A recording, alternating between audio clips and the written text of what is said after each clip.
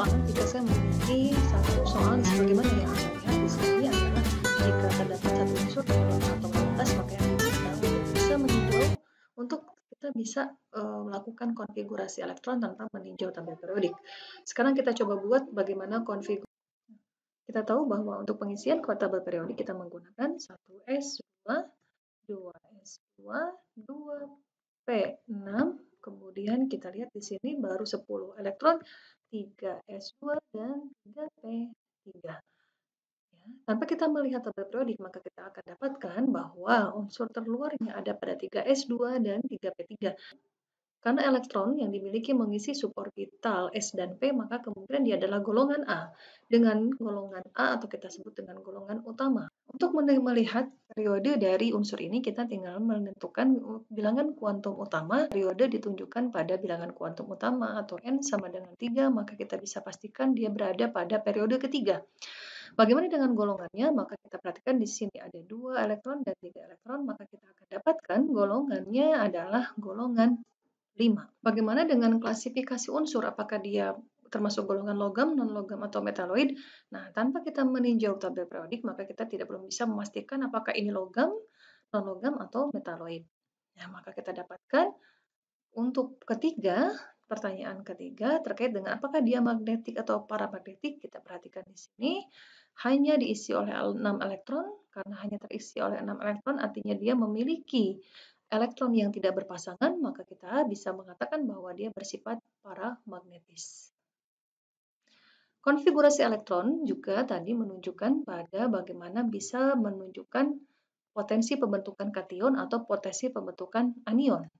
Kita lihat pada golongan utama untuk kation, ya, kation itu adalah ion bermuatan positif atau dengan kata lain dia melepaskan elektron. Yang ditinjau untuk bisa melepaskan elektron diantaranya adalah pada golongan 1A, ya, kemudian 2A dan 3A. Sedangkan anion, ia adalah ion yang bermuatan negatif atau dia akan menerima elektron. Bagaimana dia bisa menerima elektron? Nah, nanti kita lihat di sini contohnya ada 2P5. 2P5 kita tahu bahwa dia memiliki 3 ruangan, ya, 3 ruangan pada subkulit P dan diisi hanya oleh 5 elektron, sedangkan maksimal dia terisi 6 elektron, maka dia bisa menerima 1 elektron pada subkulit P tersebut. Begitu juga seterusnya pada P4 dan 2P3. Menunjukkan berapa banyak elektron yang akan diterima, dituliskan pada angka di atasnya. Ya.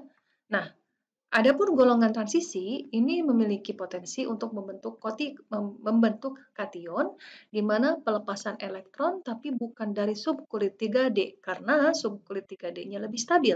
Contohnya misalnya di sini kita memiliki mangan. Mangan memiliki konfigurasi elektronnya adalah 4s2 dan 3d3. Nah, kalau kita perhatikan seharusnya di sini misalnya dia melepaskan elektron. Kalau misalnya kita hanya melihat konfigurasi elektronnya, maka mungkin kita akan berpikir elektron yang akan dilepaskan adalah dari orbital D. Tapi pada subkulit D, ya, pada subkulit D, tetapi ternyata kita lihat bahwa justru yang dilepaskan itu adalah pada orbital S.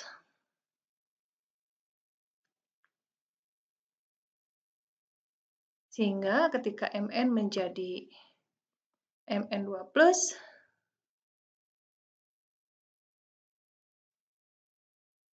maka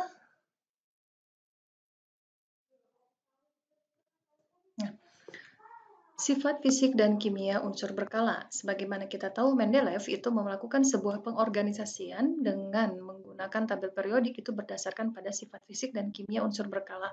Oleh karenanya, yang akan kita bahas diantaranya adalah bagaimana muatan inti efektif, jari-jari atom, jari ion, energi ionisasi, dan afinitas elektron.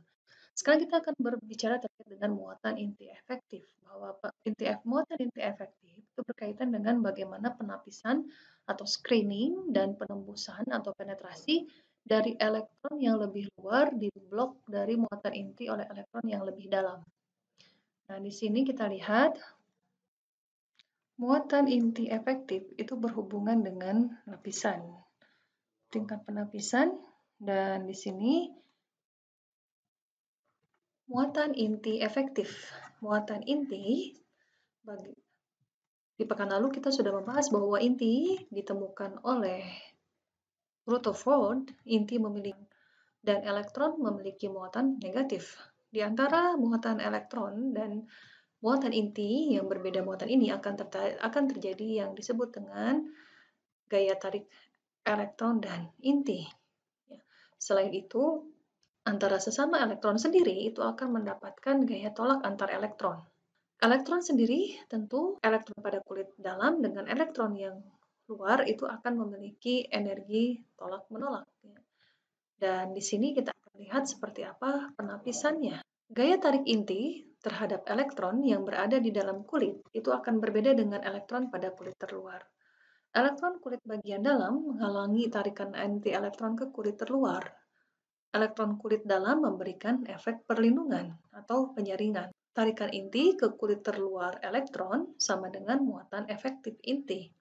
Tarikan inti ke kulit terluar elektron itu akan kurang dari muatan inti.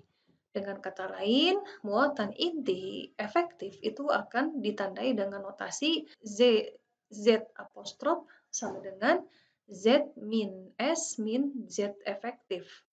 Nah, muatan inti efektif dengan kata lain akan ditunjukkan seperti ini, di mana nilai S merupakan nilai konstanta perisai atau penyaringan.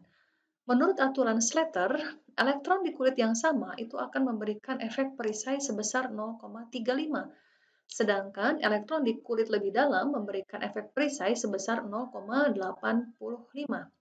Elektron di kulit lebih dalam lagi memberikan efek perisai sebesar 1,00. Atau dengan kata lain, aturan Slater ini menunjukkan bahwa 1 kali N2 ditambah 0,85 kali N1 ditambah 0,35 kali N0, di mana N0 menunjukkan elektron valensi di